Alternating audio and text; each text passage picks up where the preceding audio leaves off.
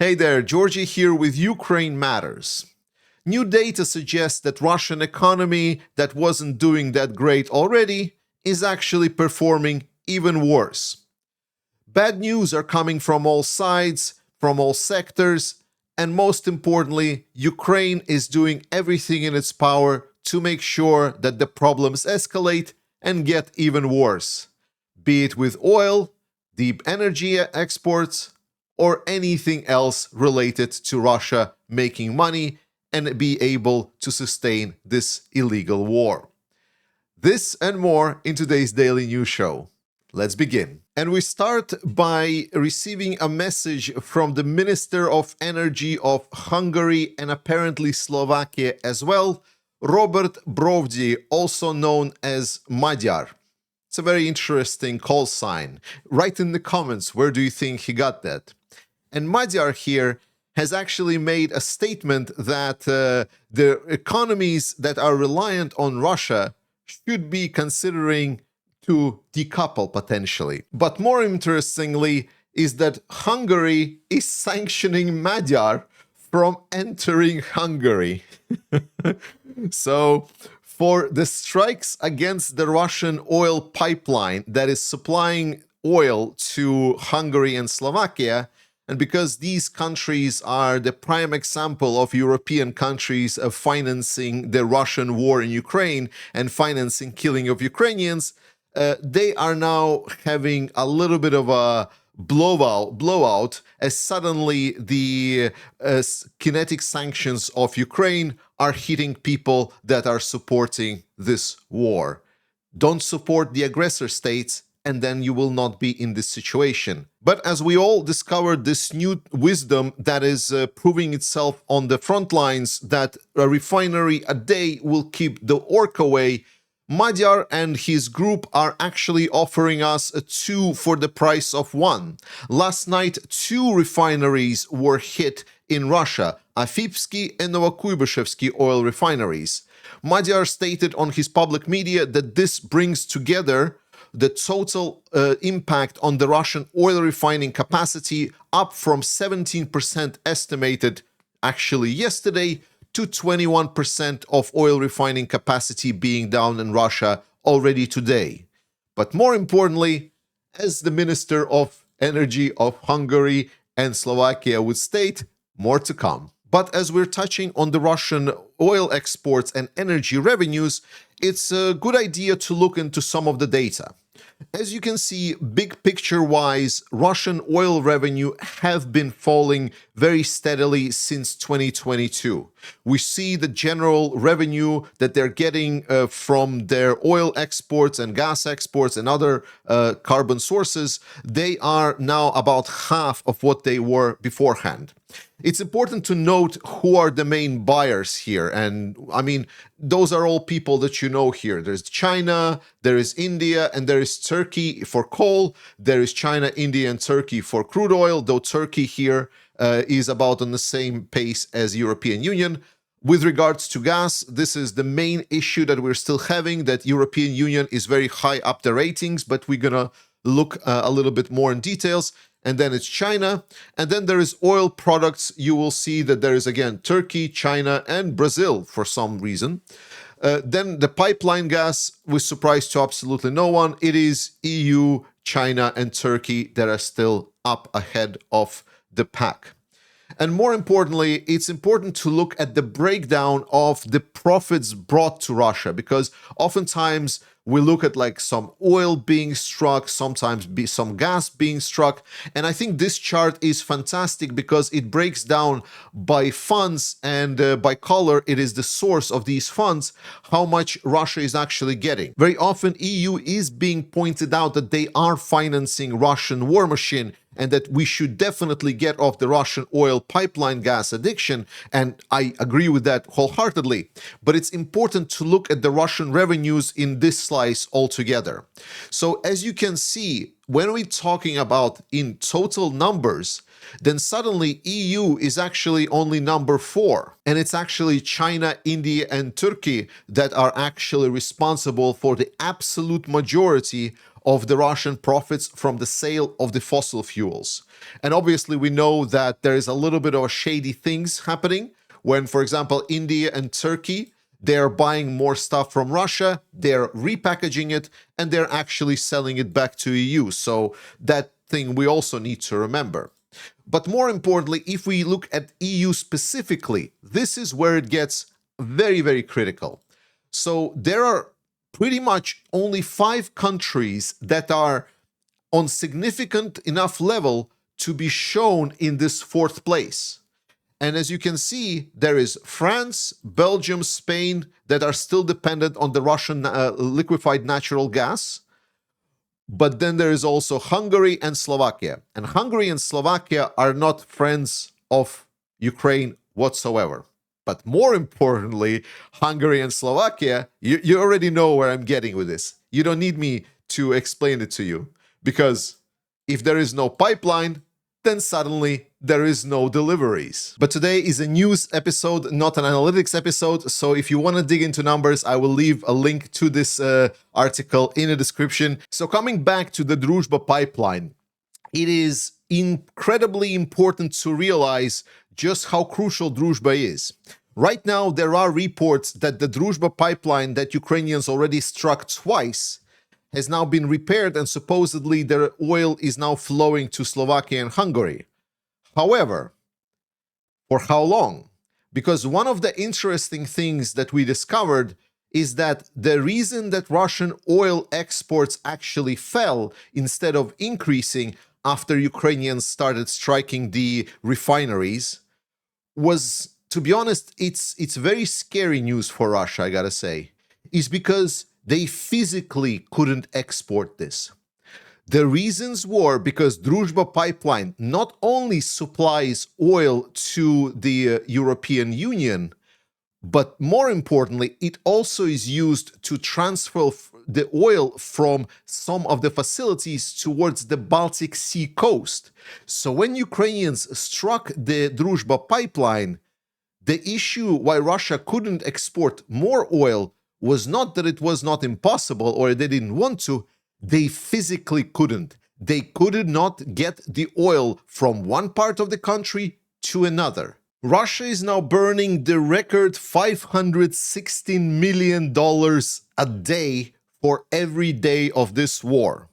This war that Russia is choosing to wage, they can end this war today, but they're essentially robbing their citizens dry on everything in this war. There are reports right now by the analyst Yanis Kluge that has actually accounted that in the first half of 2025, the Russian military budget was totaling 94 billion US dollars, which is a steep increase from the last year of 31% in the same period. And importantly, from 2 years before that, it was a 95% increase. So Russia's price for this war keeps rising. And we talked about this already, why this is a problem for Russia. The main issue is that Russia is spending this money to sustain its war machine. But up to this point, Russia was living off of their piggy bank. Russia was living on the savings that they had. So now Russia finds itself in a situation where their price for this war is becoming higher and higher and higher and higher and higher just to keep up. They're advancing. But again, in the last 1,000 days, Russia was able to capture only 1% of Ukrainian territory. And not only in lives, but also in actual hard currency numbers. And as I say, this amount was able to be spent because there was savings. With no savings, then this all will come out of the Russian pockets. Russia will not try to spend less on the war. They cannot allow to do so because the whole nature of the attrition warfare requires that both sides continue escalating resource dedication from both sides until one of them breaks.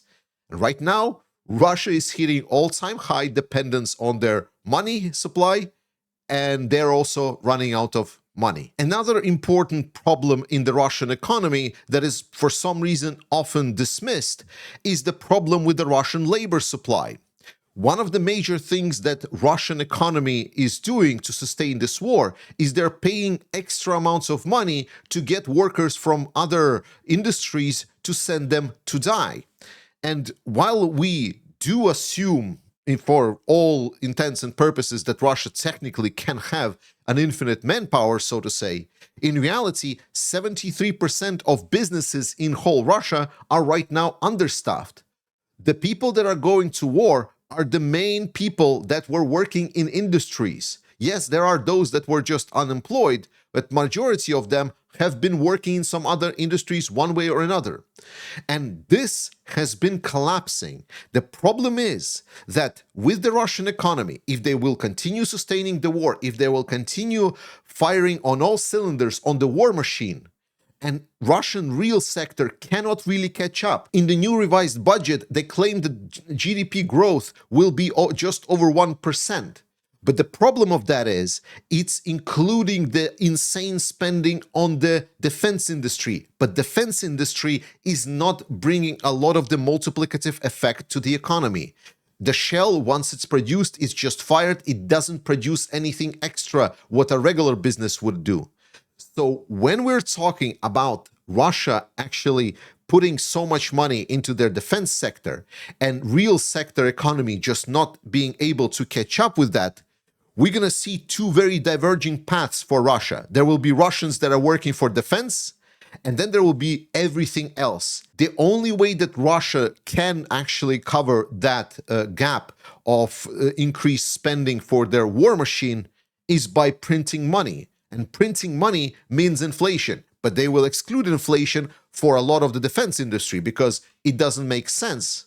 Instead, inflation will be fully pushed aside to the real business sector of the economy. And it is not only Ukraine that is pressuring Russia with their sanctions. It is also the European Union that is actually stepping up finally in the sanctions department. The 18 sanctions package included the sanctions on Russian shadow fleet and sanctions on countries reselling a lot of the Russian oil and gas resources by repackaging them. The 19th sanctions package that's going to be voted on in September in Europe initially was planned to be pretty toothless, as European bureaucrats were claiming that they were exhausting the amount of sanctions they can actually put on Russia. Suddenly, there have been new elevation of discussion and new proposals put on the table. And right now, it seems the discussion will be not just about putting more pressure on the Russian shadow fleet, but more importantly, stepping up and going after the third countries that are buying Russian oil products, specifically India and China. I will continue highlighting Ukrainian fight against corruption. Ukrainian prosecutors are filing cases of over 248 million hryvnias in defense sector procurement losses. This is when someone was making orders to deliver something to the Ukrainian armed forces, and the things delivered were not on the quality that was stated.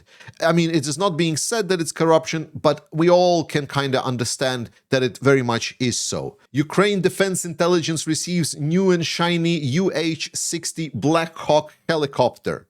With a big fuck you to some of the pro-Russian narratives in the society, it was the Czech and Slovak volunteers that are actually fundraised for the helicopter. Incredible achievement, guys. If any of you are watching this, I just want to say huge thanks. Ukrainians are claiming that they have producers ready to produce millions of drones that would rain down on the Russians' heads if they would have the funds. The Czech and Ukrainian ministers met in order to consider how to work with the Czech Initiative, during which they underscored the importance of finding additional financing for something like drone production, which is right now extremely important, and over 80% of Russian casualties is being inflicted by the unmanned aerial systems. Ukrainian intelligence has shown that there is no hiding in the Azov Sea for Russia. Russians have abandoned Black Sea because it has been fully controlled by Ukrainian naval drones and other surveillance systems. And right now they try to stay within the Azov Sea, which is like a small sea beyond the Kerch Bridge. Yet, even despite the fact that Ukraine doesn't have direct access to that sea, it doesn't stop the Ukrainian intelligence on finding the ships that are launching cruise missiles on the territory of Ukraine and then paying them back in kind. Yesterday, Ukraine was under a massive strike by the Russian drones and missiles. The reports are that it was over 600 drones and over 30 ballistic and cruise missiles coming from all sides. And this hasn't been happening in a couple of weeks now, so Russia has accumulated a certain amount of drones and missiles, and most likely we will see a multi-day campaign. At least so far, it seems that that's the new way that Russia has adapted to fighting this type of warfare. But interestingly, the targets this time were very much political. The target of attacks was the capital city of Kyiv, that is, as you can see, not fully protected from the drones and missile strikes. There is not a Patriot system in every corner of the city. And there were strikes on certain embassies, there were strikes on certain diplomatic headquarters. And this was a clear message to say, you want peace talks, you get nothing. Yesterday, we talked about Rheinmetall making additional investments in Bulgaria, but it's important to understand that Rheinmetall is investing everywhere. And there is also now talk about the 500 million euros new gun plant in Romania. Rheinmetall, as I said, is a big driver for Europe's rearmament, and it's great to see that we're hearing about this more and more. Let's go Europe. And finally, an absolutely insane story of what Ukrainians need to deal with every day and the resilience that they're showing. It is absolutely insane. So Vladislav here that you see in the picture is a member of Ukraine National Guard. And they were in defense around the Pokrovsk area several weeks ago. Their positions were overrun by Russians, where they captured 8 soldiers from Ukrainian armed forces. They gouged their eyes out, cut off their lips, cut off their genitalia. They were torturing them, beating them, and then they killed them and threw them into a pit. Vladislav was the last one in, and they slit his throat when they threw him into the pit and thinking that he was dead. After they threw all of the bodies into the pit, they threw over like some trash to kind of cover up this scene of torture and barbarisms from the Russians. And Vladislav, in that trash, he found like a piece of broken glass, and he was able to cut their ropes because obviously they tied down the prisoners of war to torture them. He was able to cut the ropes. He was able to find pieces of clothes. I believe it was some underwear that he was used to kind of put pressure and secure his throat, after which it took him 5 days to crawl to Ukrainian positions. He was lucky that he was able to stop the bleeding and the cut didn't go into any vital parts. But so far he cannot speak and there is no details on any other injuries on him so far. Absolutely insane story, but this is reality. This is Russia. This is Russians. If you get really angry because of the stories, I can totally understand you. My blood is boiling. It's insane what is allowed for Russia to get away with. And then there is like people that are coming out, hey, Ukraine just need to give land and then can be peace with Russia and go and friends and so on. It's insane. Like so much war crimes, so much inhumanity there. Guys, support this channel if you can, especially subscribe. This really helps pushing up the algorithms of YouTube. Thank you so much for watching this video. I love you. Trust in Ukrainian armed forces, and I will see you next time.